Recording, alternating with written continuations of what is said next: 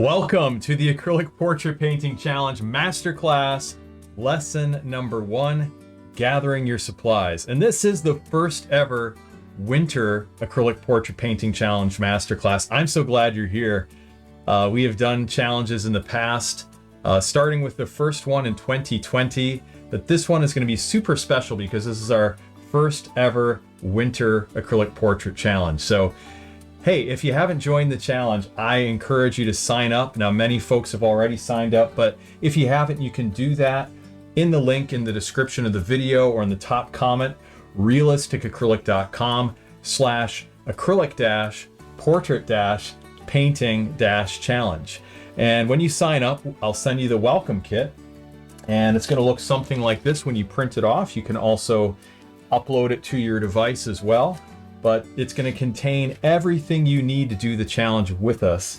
The overview of the challenge, of course, the supplies list. You're also going to have the palette layout guide. Where is that? Right here, the palette layout guide, so that your colors don't get muddy when you try to mix them, and you have optimal mixing. You also will have the reference photo. This is what we'll be painting. This image here of the horse and the rider going through the snow, a perfect image for the winter. And then you'll have the image with the grid, and then I have a special inset grid as well to help us capture more detail in our sketch and get a more accurate portrait. So last but not least, you also have the layout for all of our upcoming classes. This is going to be basically what you can expect, what I'll be teaching on in our masterclass lessons, and approximately when these lessons will be coming out. However, that might change, depending on my schedule and that kind of thing. So the schedule is tentative and subject to change, but that's going to give you a general idea of what you can expect. So go ahead and join the challenge if you haven't already. And what we're going to do right now is, well, I'm going to actually read this front page. I've never done this before, but I'm going to read the front page here that I have in your welcome kit, just to kind of give you an overview of the challenge and encourage you that you can paint a portrait.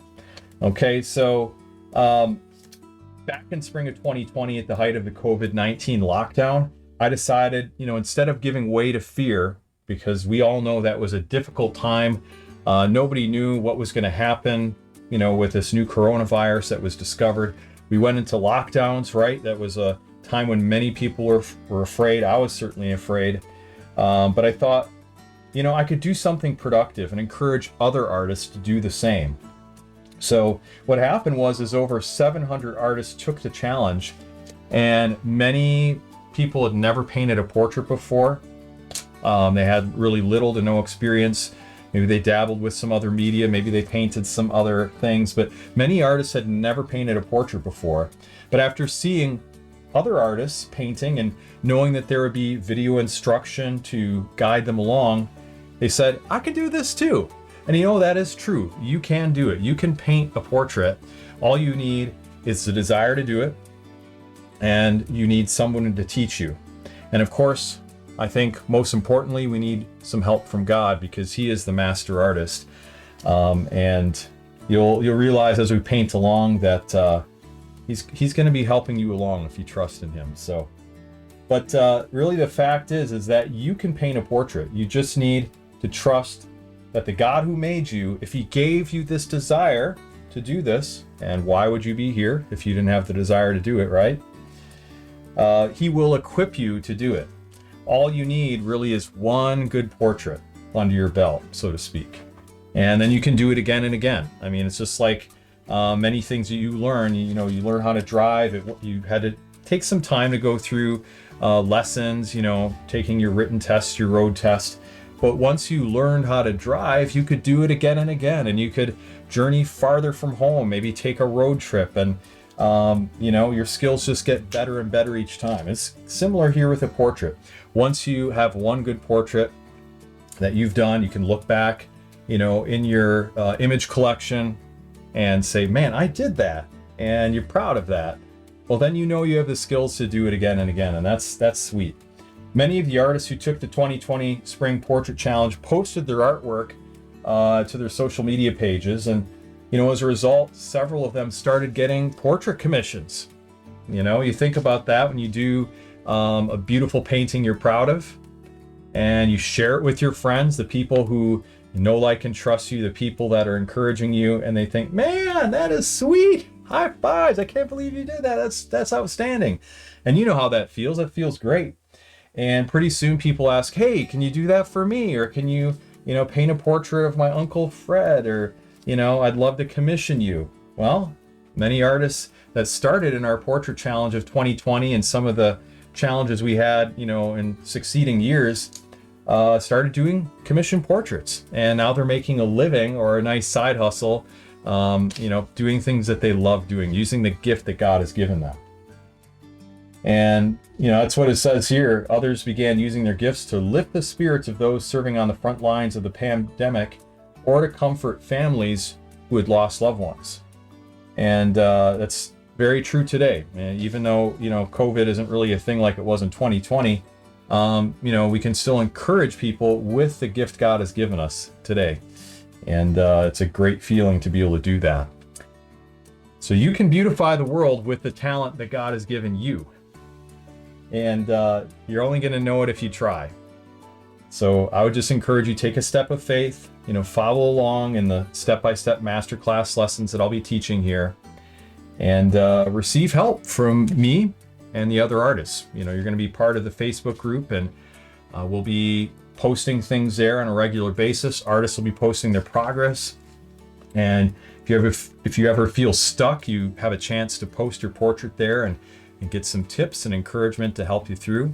So I would say definitely go for it. And I think really you're going to be amazed at what you create. So in this welcome kit, I have the supplies list, and we're going to be going over that today in this video. Also, I'm going to be in touch with you to share, our step-by-step masterclass lessons. You'll be watching them here. If you sign up for the challenge, I'll email them to you, but you'll also be seeing them here wherever you're watching this video as well. So also I want to let you know, at the end of this challenge, I'll have an opportunity for you to work with me further if you'd like to continue your portrait painting journey. And I look forward to sharing that with you as well. Anyway, I would encourage you to share this challenge with your friends. So if you would like to have a painting partner or a painting party, I don't know, maybe at your church or in your home or in your group where you get together with friends, go ahead and encourage them to sign up for this and paint together. It'll be a good time, and you'll appreciate having that camaraderie of people around you. All right, well, I would like to, at this point, just pray a blessing over you. I really believe that things are so much better in life when we get help from God. And so I would like to pray for you and pray for this challenge.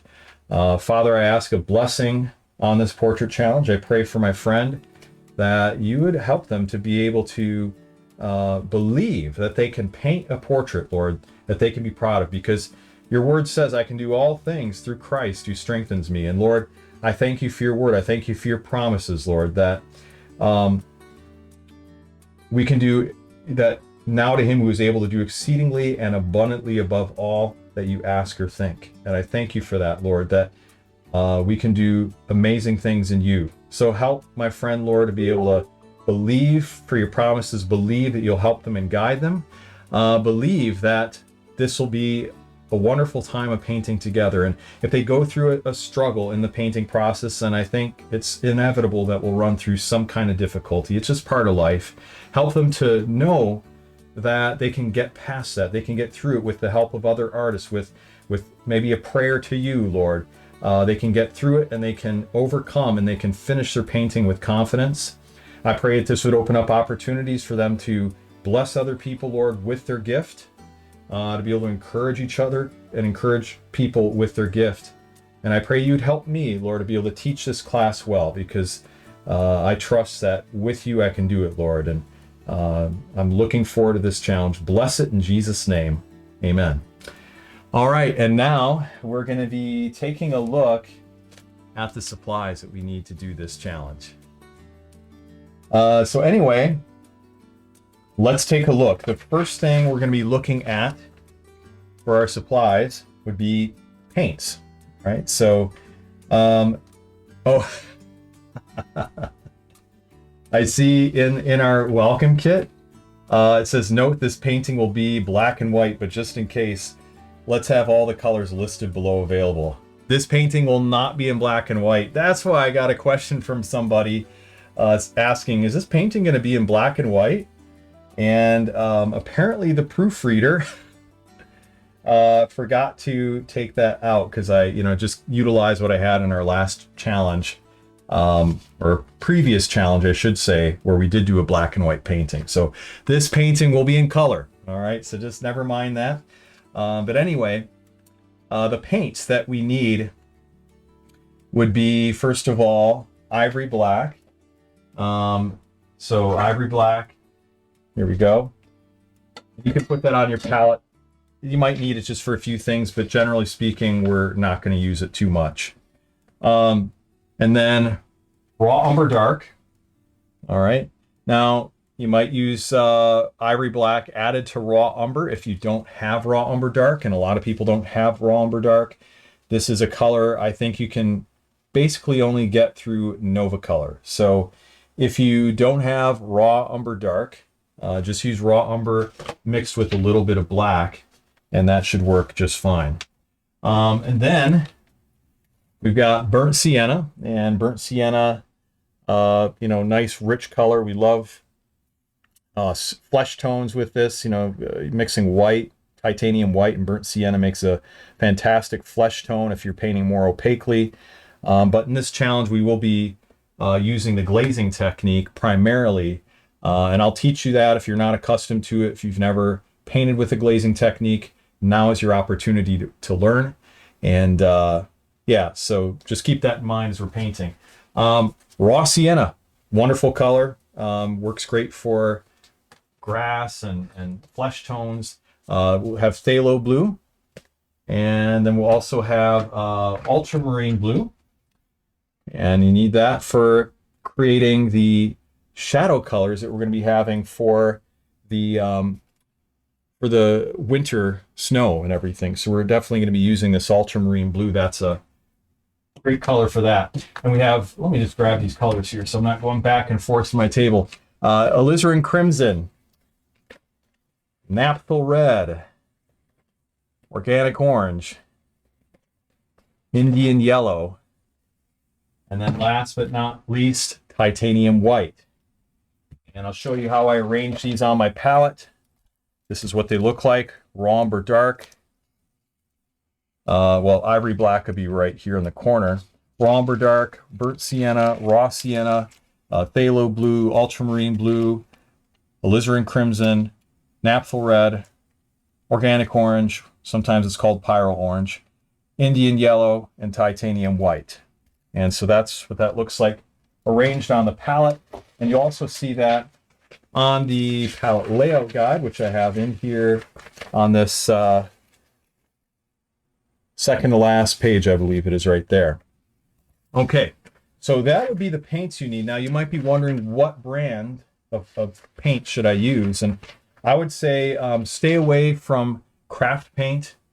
Just any kind of craft paints in the store, just stay away from that. It's just a lower quality paint. It usually doesn't have the same pigment load, doesn't have the same polymer resin acrylic binder to hold the paint together. I use Nova Color. It's a fantastic brand. If you're wanting to use Nova Color, you can reference my link in the description of the video. I believe it's realisticacrylic.com/get-nova-color. So you can go ahead and check that out, or it might be get-nova color without the dash, but I'll put the link in the description of the video. So I use Nova Color. It's a fantastic brand. I've been using them since 1999, and they're basically been renowned for muralists who paint portraits or landscapes or whatever that are out in the elements, being exposed to sun and wind and rain and that kind of thing. So they're very, very high quality, but you can use them in your interior paintings, and they're going to give you fantastic results. Liquitex also is a good brand. I've heard Golden is a good brand, but I personally haven't used Golden. Winsor & Newton as well, I think, is a pretty good brand, but Nova Color and Liquitex, can't go wrong with that. So I have the link here again, realisticacrylic.com/get-nova-color if you'd like to use my affiliate link to purchase Nova Color paints. Okay, you're gonna want matte medium, and matte medium is basically clear polymer acrylic resin without the binder, or sorry, without the pigment. So this is what it looks like when you buy it by the gallon. I get it at Nova Color, and matte medium actually dries to a completely flat finish. It is milky white when wet and dries crystal clear. And we use that matte medium for a few different things, but primarily for glazes. So creating that sense of luminosity, that sense of depth, that sense of vibrancy, and that ability to create gradual transitions of tonal value and color. That is what your glazing, your matte medium is good for. It also, we use matte medium to seal in the sketch and to kind of prep the canvas with a mixture of matte medium and gesso. Now I like to put my matte medium into a smaller container here. This was a Liquitex container, and I just pour it into this, and that works very, very well for then squirting it onto my palette. You can get matte medium at Nova Color very inexpensively. The shipping is a little more expensive, but it literally, you could spend about, basically, I think it's like $35 as I record this video to get a gallon of matte medium at Nova Color, and then it's going to cost you $35 or more to get just a pint at your local art store. So if you do the math, it's a really good savings, but it can be difficult if you live outside the continental US, then it might cost you a little more in shipping. So that is what you want for your matte medium. And then gesso. Again, I buy gesso by the gallon at Nova Color, and you can use that to kind of resurface the canvas a little bit. Now, even though we're going to use a pre-primed canvas in this particular portrait, you can go over this with a couple layers of gesso and matte medium and sand in between the layers to make it a little bit smoother. And you don't have to do that if you're not comfortable doing it, but if you want to give your painting just a little bit of a smoother feel as you paint on top of it, I'm going to demonstrate to you how to do that. And I think it's going to give you better results, especially considering that we are working with a lot of detail in our reference photo. I mean, we've got, you know, the horse and the rider. Let me take a look at this other page here. We've got, you know, all this detail here, and that's going to be a little bit challenging to do, you know, on a canvas that's not a little bit smoother than how it comes from the factory. So I think we're going to prepare our canvas with gesso and matte medium, and we're going to sand that surface a little bit. So keeping that in mind, well, I'll talk about that at the end. There'll be some supplemental supplies that were not on the list. Okay, now brushes. Brushes have a couple different sizes here. I've got, you know, flats, 1 inch, 3/4. Let's actually look at my other camera here so you can see it better. We have a 1 inch, 3/4, 1/2 inch, and then we have a, grab that, 1/4 inch. So we've got these 4 different sizes. And then for our rounds, we've got size 8. We've got a size 4 and a size 2, and then a size 0. This actually here that I have is a 2/0. But you could use just a size 0 and that would be fine. If you don't want to buy the brushes separately, you can also get them in multi-packs that look like this. This is a Dick Blick, or called just Blick Essentials, Royal Langnickel. They're okay Fine Touch by Hobby Lobby is pretty good. You can just buy one of these multi brush kits. Just make sure it has an arrangement of flats and rounds. And you want synthetic bristles. Sable could also work as well, but you definitely don't want China bristle. Don't use anything rated for oil paints or watercolor unless it also says it's good for acrylic. But generally you're going to want synthetic or white nylon bristle brushes. Okay, canvas. We're going to be doing a 16 by 20. You can use Frederick's or a comparable brand. You can use the canvases that come in those multi-pack kits as well, you know, where they sell like 5 canvases in a shrink wrap bundle. Just keep in mind that sometimes the canvases are lower quality when you buy them like that. They might be a little bit, out of square, where the corners are not quite square. So just double check them before you start painting on it. Make sure that the corners are square. Make sure there's not any wrinkles or anything. If there are any wrinkles in your canvas, you can paint on the back of it with a large brush dipped with some warm water, and just kind of paint the back side of your canvas, back and forth, cover the whole thing, let it dry, and that will take the wrinkles right out of it. So just a little trick for you.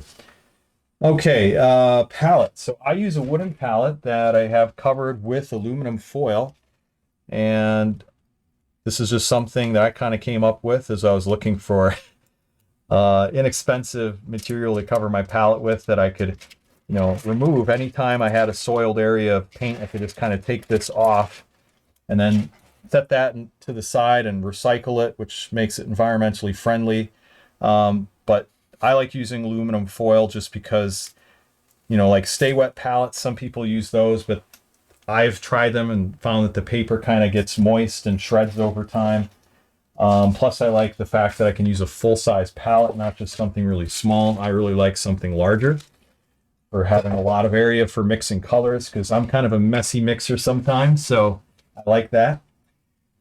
So that's what I use for my palette. You can use anything that works for you. If you like a Stay Wet palette, if you like, just a pie plate or a cookie tin, just whatever.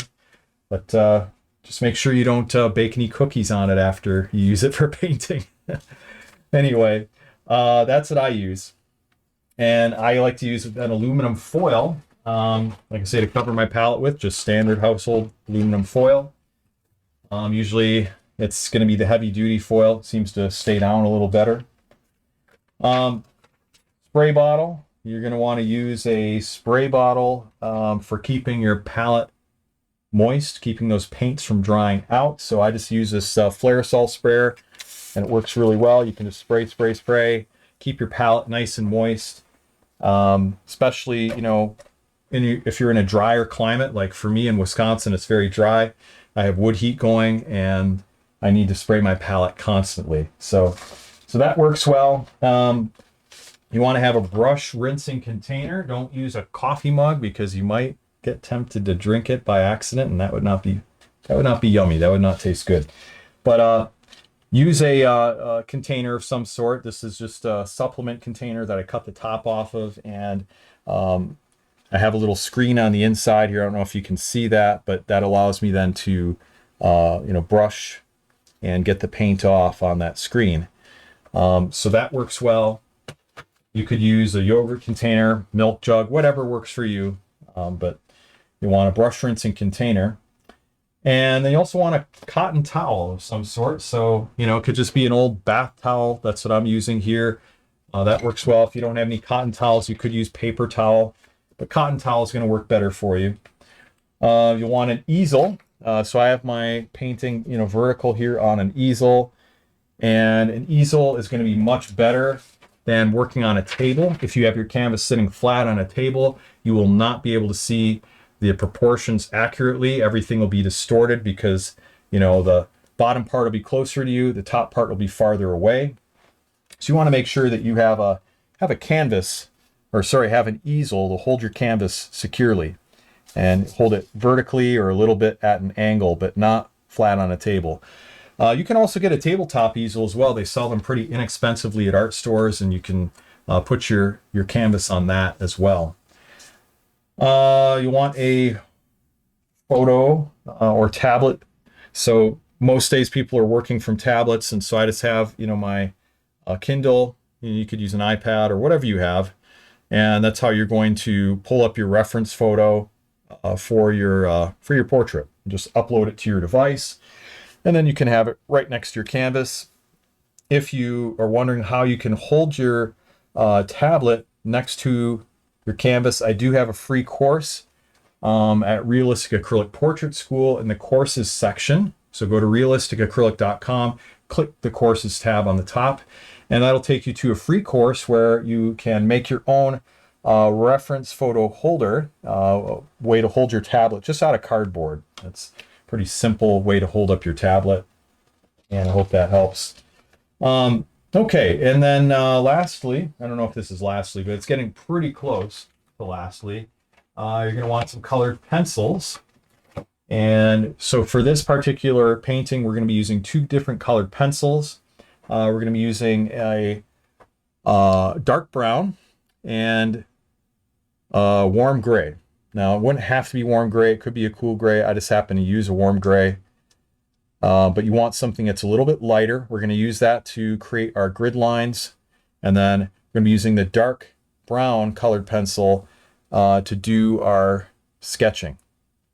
All right, so very, very important that you get the right kind of colored pencil. If you can read this, it says Prismacolor, Prismacolor Premier.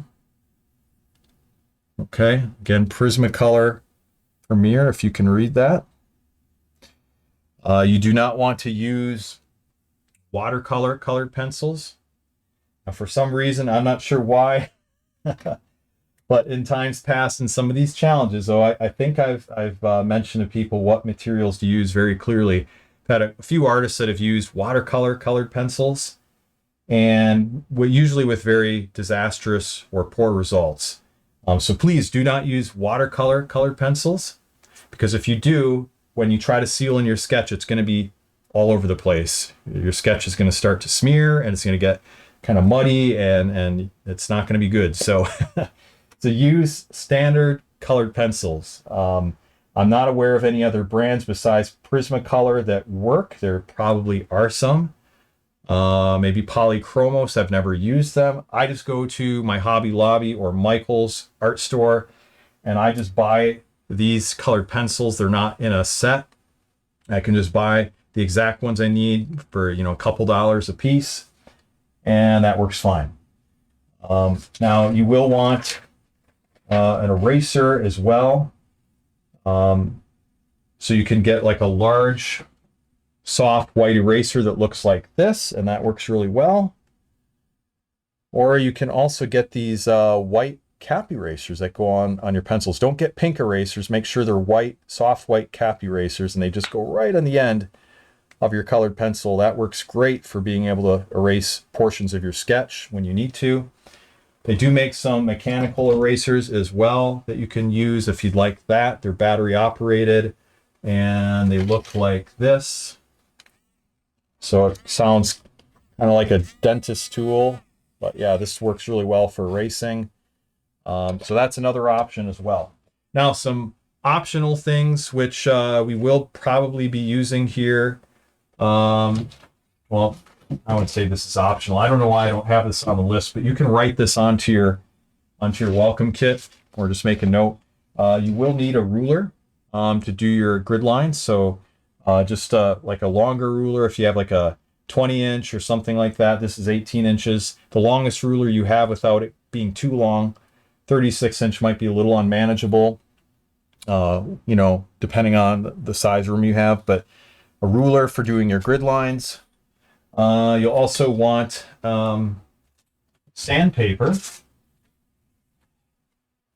You want some sandpaper so you can sand your canvas in between coats if you choose to put the gesso on it, and I will be demonstrating that. So sandpaper, this is 320 grit, and 320 grit is a good grit, but 220 would also be fine. If you go lower than 220, like getting into hundreds, that gets really, really coarse, and it might end up gouging your canvas and making it too rough. So this would be a good kind of sandpaper to use. And then you'll want to have a sanding block where you can just go ahead and, you know, open this up and put your paper into it, and that'll allow you to get a nice flat sanding application on your canvas. I also would recommend to have a face mask, because as you gesso and sand the gesso particles after they dry, you don't want to breathe that in. So just have a dust mask of some sort. This is an N95. That'll work well to keep your health so you can paint for a while. And I think that is about it. One supplemental thing you might want to use would be a set of larger brushes for applying gesso. This would be a set of, like, I think 2 to 3 inches, 1.5 to 3 inches. Anyway, a set of brushes like this could be helpful. And that should be about it. If there's anything else you need to do this, I will let you know. Oh, wait. I forgot, and I had it set out, but you'll want a sharpener, because your colored pencils, if they're not sharp, they're not going to be able to do a really good job sketching. So, you know, you could use a mechanical sharpener, but I find an electric sharpener works way, way better. This is an X-Acto brand sharpener. And, you know, just opens up here to allow your shavings to be disposed of. And it really, really does a nice job. Gets your colored pencils very, very sharp, and you're going to need that because the texture of the canvas will really wear them down quickly. So an electric sharpener is a lifesaver, but if you don't have that, a good mechanical sharpener would also work as well. Okay, and I think that would be about it. Like I said, if there's anything else that you might need to do this, and it comes to mind, or you need it in the middle of the process, I'll let you know. But that's it for now. Other than that, I would just encourage you to sign up for the Portrait Challenge. And again, you can do that at realisticacrylic.com/acrylic-portrait-painting-challenge. And you'll be diving into this, painting along with us. And hey, if you're watching this video and it's after winter and this video is still up, feel free to take this challenge at your leisure anytime you'd like. So you didn't miss out on anything. You can still join, you can still do this with us, and you're going to really be encouraged and be amazed at what you create.